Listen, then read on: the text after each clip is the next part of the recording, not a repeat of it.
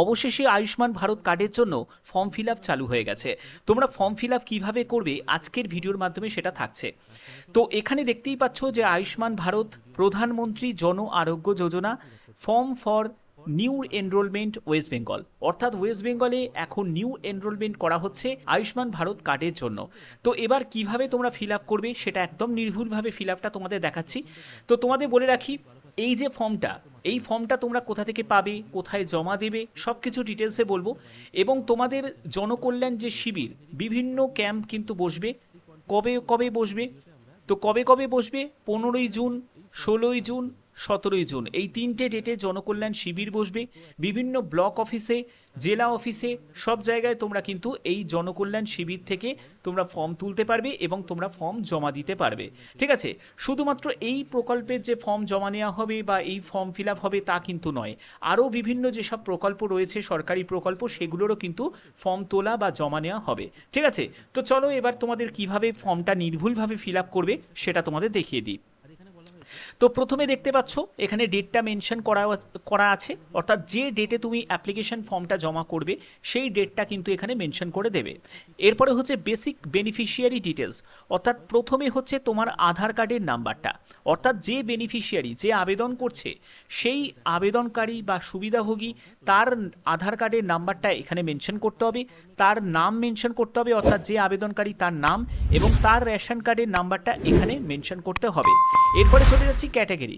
Category ক্ষেত্রে তোমরা দেখতে পাচ্ছ, অর্থাৎ কোন ক্যাটাগরি তোমার রেশন কার্ড রয়েছে, তো সেই ক্যাটাগরিটা তোমাকে এখানে মেনশন করতে হবে, অর্থাৎ AY না SPHH না PHH না RKSY1 না RKSY2 না জেনারেল, তো যেটা রয়েছে সেটাই কিন্তু তোমাকে এখানে টিকটা দিতে হবে। এগুলো করার পরে তারপরে আধার লিঙ্ক মোবাইল নাম্বার, অর্থাৎ যে মোবাইল নাম্বারটা তোমার আধার কার্ডের সঙ্গে লিঙ্ক করা রয়েছে সেই মোবাইল নাম্বারটাই কিন্তু এখানে দিতে হবে। এরপরে হচ্ছে জেন্ডার, অর্থাৎ তুমি যদি মেল হয়ে থাকো তাহলে মেলে টিক দেবে, তুমি যদি ফিমেল হয়ে থাকো তাহলে ফিমেলে গিয়ে টিকটা দেবে। এরপরে হচ্ছে ডেট অফ বার্থ, অর্থাৎ ডেট অফ বার্থ তোমাকে মেনশন করতে হবে, ডে মান্থ ইয়ারে তোমাকে মেনশন করতে হবে। এরপরে চলে যাচ্ছি হচ্ছে ফুল অ্যাড্রেস। দেখো এখানে যে অ্যাড্রেসটা তুমি দেবে, তোমার আধার কার্ডে যা তোমার অ্যাড্রেসের ডিটেলসটা রয়েছে সেই অ্যাড্রেসটাই কিন্তু এখানে মেনশন করতে হবে, যেখানে তোমার house number, street, village, ward সবই কিন্তু তুমি মেনশন করতে পারো। ঠিক আছে, এরপরে হচ্ছে তোমার জেলা, তোমাকে জেলা মেনশন করতে হবে, তোমার ব্লক মেনশন করতে হবে। তারপরে হচ্ছে যে তোমাদের এখানে দেখো গ্রাম পঞ্চায়েত বা ওয়ার্ড তোমাকে মেনশন করতে হবে। এরপরে হচ্ছে ফ্যামিলি হেড নেম। আমরা অন্নপূর্ণা যোজনায় দেখেছি যে ফর্ম ফিল আপ করার সময় তোমাদের হেড অফ ফ্যামিলি, তার নাম কিন্তু জানা হচ্ছে, তো এখানেও কিন্তু সেরকমই তোমাদের ফ্যামিলি হেডের নাম, অর্থাৎ পরিবারের প্রধানের নাম কিন্তু এখানে মেনশন করতে হবে। তারপরে টোটাল ফ্যামিলি মেম্বার্স, অর্থাৎ পরিবারের সদস্য সংখ্যা কত সেটা কিন্তু এখানে মেনশন করতে হবে, অর্থাৎ যদি 5 জন হয়ে থাকে 5 জন লিখবে, 6 জন হলে 6 জন লিখবে, যতজন সদস্য সংখ্যা সেটাই কিন্তু টোটালে লিখতে হবে। এরপরে হচ্ছে প্যান কার্ডের নাম্বারটা এখানে লিখতে হবে। ঠিক আছে, এটা হয়ে গেল। হয়ে যাওয়ার পরে ঠিক আছে, এবার দেখো তোমরা অনেকেই বলবে স্যার প্যান কার্ডের নাম্বারটা কার হবে? প্যান কার্ডের নাম্বারটা হচ্ছে যে বেনিফিশিয়ারি তার হবে, যে আবেদন করছে তার হবে। আচ্ছা, এর পরবর্তী হচ্ছে ইলেকটোরাল ডিটেলস। যাদের বয়স 18 বছরের যদি ঊর্ধ্বে হয়ে থাকে তাহলে সেক্ষেত্রে তোমার এখানে এপিক নাম্বার মানে ভোটার কার্ডের নাম্বার, এসি নাম্বার অর্থাৎ বিধানসভা ক্ষেত্রের কেন্দ্রের নাম্বার, তারপরে হচ্ছে পার্ট নাম্বার মানে অংশ নাম্বার, তারপর সিরিয়াল নাম্বার মানে হচ্ছে ক্রমিক নাম্বার। তো এগুলো তোমরা কোথায় পাবে? দেখবে ইসিআই থেকে নির্বাচনের আগে, ভোটের আগে কিন্তু তোমাদের ইসিআই থেকে যে পরিবারের যতজন সদস্য রয়েছে প্রত্যেককে কিন্তু একটি করে স্লিপ দেওয়া হয়েছিল। ঠিক আছে, ভোটার স্লিপ দেওয়া হয়েছিল, তো সেই স্লিপেই কিন্তু মেনশন করা রয়েছে। এছাড়া তোমাদের SIR 2026 লিস্টটা তোমরা চেক করবে, সেখানে তোমার নামের পাশাপাশি তোমাদের ভোটার কার্ডের নাম্বার, তারপরে AC number, part number, serial number সব কিন্তু সুন্দরভাবে মেনশন করা রয়েছে, সেখান থেকেও তোমরা এটা এখানে লিখে নিতে পারো। ঠিক আছে, তো এই হচ্ছে ব্যাপার। ওকে, আচ্ছা, এর পরবর্তী হচ্ছে যে স্বাস্থ্যসাথীর ডিটেলস, যেখানে তোমাদের স্বাস্থ্যসাথীতে দেখবে স্বাস্থ্যসাথীর যে কার্ডটা তোমার রয়েছে সেই স্বাস্থ্যসাথী কার্ডেতে ইউআরএন নাম্বারটা রয়েছে, সেই ইউআরএন 17 ডিজিটের নাম্বারটা তোমাকে এখানে নির্ভুলভাবে লিখতে হবে। এরপরে চলে যাচ্ছি এলিজিবিলিটি প্যারামিটার, অর্থাৎ তোমার যে যোগ্যতার যে এখানে প্যারামিটার রয়েছে সেই যোগ্যতার প্যারামিটারে রুরাল এবং আরবান আলাদাভাবে ভাগ করা রয়েছে। তো কি কি অপশন দেওয়া হয়েছে আমরা দেখে নিই। তো প্রথম সেটি হলো আইটেম ক্রাইটেরিয়াতে বলছে অনলি ওয়ান রুম উইথ কাঁচা ওয়ালস কাঁচা রূপ, অর্থাৎ তোমার যদি একটাই রুম থাকে, সেটা যদি কাঁচা বাড়ি যদি থাকে, তাহলে সেটার জন্য অবশ্যই তোমাকে এখানে ইয়েস করতে হবে, আদারওয়াইজ নো করবে। এর পরবর্তী হচ্ছে no adult member between age 16 to 59, অর্থাৎ 16 থেকে 59-এর মধ্যে যদি তোমার পরিবারে কোনো অ্যাডাল্ট মেম্বার না থাকে তাহলে এখানে ইয়েস করবে, আর না হলে নো করবে। ঠিক আছে, যে female headed household with no adult male member, অর্থাৎ কোনো প্রাপ্তবয়স্ক কোনো পুরুষ মেম্বার কিন্তু নেই, যে 16 থেকে 59-এর মধ্যে যার বয়স, ঠিক আছে, কিন্তু ফিমেল হেডেড হাউসহোল্ড রয়েছে, তাহলে সেক্ষেত্রে তোমাদের এখানে ইয়েস করতে হবে অথবা তোমাকে নো করতে হবে। এরপরে হচ্ছে ডিসেবল মেম্বার, অর্থাৎ যদি তোমার কোনো প্রাপ্তবয়স্ক মেম্বার থাকে এবং সে মানসিক ভারসাম্যহীন বা প্রতিবন্ধী যদি হয়ে থাকে, তাহলে তোমাকে এখানে ইয়েস করতে হবে, আদারওয়াইজ তোমাকে নো করতে হবে। এরপরে যদি এসসি এসটি যদি ক্যান্ডিডেট হয়ে থাকে তাহলে এখানে ইয়েস করবে, না হলে তুমি নো করবে। এরপরে হচ্ছে landless household driving major part of their income from manual casual labour, যারা ম্যানুয়াল ক্যাজুয়াল লেবার থেকে বিলং করছে এবং তাদের আয়ের যে মেজর পার্ট, ঠিক আছে, আয়ের যে প্রধান উৎস সেখানে ল্যান্ডলেস হাউসহোল্ড যদি হয়ে থাকে, মানে ভূমিহীন যদি হয়ে থাকে, তাহলে সেক্ষেত্রে কিন্তু তাকে এখানে ইয়েস করতে হবে, আদারওয়াইজ নো করতে হবে। এরপরে হচ্ছে যে এখানে দেখো ডেস্টিটিউট লিভিং অন আর্মস, অর্থাৎ যারা ভিক্ষাজীবী করে জীবন নির্বাহ করে তাদের ক্ষেত্রে কিন্তু এখানে ইয়েস করতে হবে, আদারওয়াইজ এখানে নো করতে হবে। এরপরে হচ্ছে ম্যানুয়ালস স্ক্যাভেঞ্জার ফ্যামিলিজ, অর্থাৎ যারা মলমূত্র পরিষ্কার করে, যদি মলমূত্র পরিষ্কার করা হয়ে থাকো তাহলে সেক্ষেত্রে ইয়েস করতে হবে, আর আদারওয়াইজ সেখানে নো করতে হবে।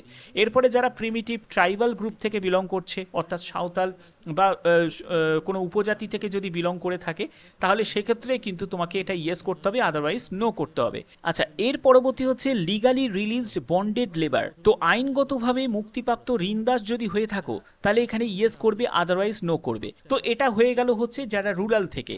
এবার যারা শহরাঞ্চল থেকে বিলং করছো, অর্থাৎ আরবান এরিয়া থেকে, তাদের কিন্তু এই পোর্শনটা ফিল আপ করতে হবে।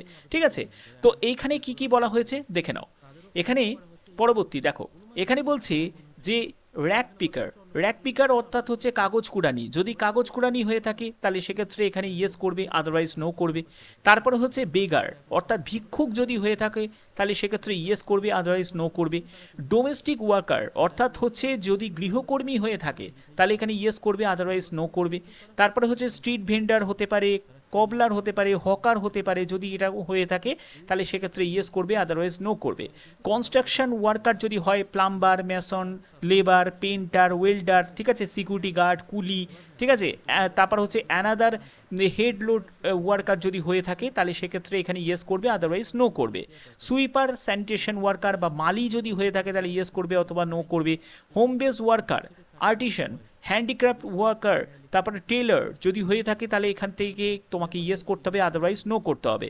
তারপর ট্রান্সপোর্ট ওয়ার্কারের মধ্যে ড্রাইভার আছে, কন্ডাক্টর রয়েছে, তারপরে হেল্পার টু ড্রাইভার রয়েছে, তারপর কন্ডাক্টার্স, কার্ট পুলার রয়েছে, রিক্সো পুলার রয়েছে, ঠিক আছে।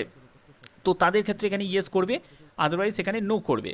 এরপরে হচ্ছে যদি শপ ওয়ার্কার হয়ে থাকো বা অ্যাসিস্ট্যান্ট বা পিওন হয়ে থাকো, হেল্পার হয়ে থাকো, ডেলিভারি অ্যাসিস্ট্যান্ট, অ্যাটেন্ডেন্ট, ওয়েটার যদি হয়ে থাকো তাহলে এখানে ইয়েস করবে, আদারওয়াইজ নো করবে। ইলেকট্রিশিয়ান, মেকানিক, তারপর হচ্ছে অ্যাসেম্বলার, তারপর রিপেয়ার ওয়ার্কার যদি হয়ে থাকো তাহলে এখানে ইয়েস করবে, আদারওয়াইজ নো করবে। ওয়াশারম্যান হয়ে থাকো, ধোবি, চৌকিদার যদি হয়ে থাকো তাহলে এখানে ইয়েস করবে, আদারওয়াইজ নো করবে। তো এগুলো তোমাদের এখানে ইয়েস নো এর মধ্যে হয়ে যাওয়ার পরে এরপরে হচ্ছে অ্যাডিশনাল ইনফরমেশন, যেখানে বলছে যে আইটেম এবং ক্রাইটেরিয়ার কথা বলা হচ্ছে। তোমার বয়স কি 70 বছরের বেশি, যদি হয়ে থাকে তাহলে ইয়েস এখানে টিক দেবে, আদারওয়াইজ নো করবে। এরপরে হচ্ছে none of my family members Asha, AWW যদি কোনো মেম্বার যদি না হয়ে থাকে, ঠিক আছে, এর মধ্যে কোনোটা যদি মেম্বার না হয়ে থাকে তাহলে তোমাকে এখানে ইয়েস করতে হবে, আদারওয়াইজ নো করতে হবে। তো তার মধ্যে এখানে পরবর্তী হচ্ছে যে এক্সক্লুশন ক্রাইটেরিয়া চেক। তো এখানে কি কি বলা হয়েছে দেখো, তোমার ফ্যামিলি ইনকাম যদি 8 লাখ টাকার বেশি হয় প্রতি বছরে যদি 8 লাখ টাকার বেশি হয় তাহলে এখানে ইয়েস করতে হবে, আর আদারওয়াইজ এখানে নো করতে হবে।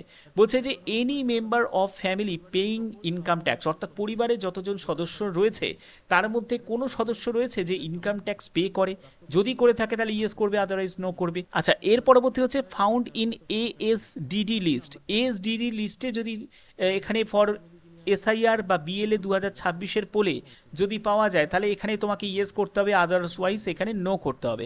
এরপরে যদি তোমাদের এখানে বলছে pending under SIR appellate tribunal, যদি এসআইআর ট্রাইব্যুনালে যদি তোমার কেস যদি পেন্ডিং থাকে তাহলে এখানে ইয়েস করতে হবে, আদারওয়াইজ এখানে নো করতে হবে। পেন্ডিং সিএএ অ্যাপ্লিকেশন, সিএএ অ্যাপ্লিকেশনে যদি পেন্ডিং থাকে সেই স্ট্যাটাসটা জানতে চাওয়া হচ্ছে, যদি থাকে তাহলে ইয়েস করবে, আদারওয়াইজ এখানে নোতে গিয়ে টিকটা দিয়ে দেবে। Beneficiary name deleted from Annapurna Yojana beneficiary list, Annapurna যোজনার বেনিফিশিয়ারি লিস্ট থেকে যদি তোমার নাম বাদ গিয়ে থাকে তাহলে এখানে ইয়েস করবে, না হলে তোমাকে নো করতে হবে।